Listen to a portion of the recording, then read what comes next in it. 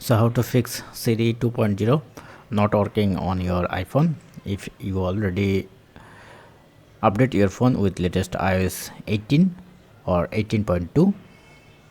So two things you need iPhone 15 series or iPhone 16 series. I am using the iPhone 16, and just go the Apple Intelligent and enable this Apple Intelligent option.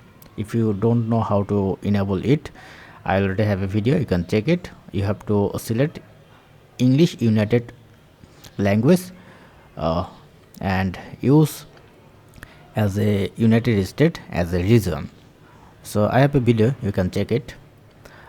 Once you enable, if you press the icon, then you can see my Siri 2.0 is working. If you go to the setting, you can see I am using the latest iOS 18.2 version and model is iPhone 16 Pro. So you need two things, iPhone 15 or 16 series, and you need iOS 18.2 version and enable the Apple Intelligent.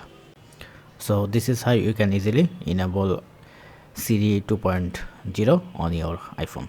Hope video helpful. Don't forget to thumbs up. Have a good day.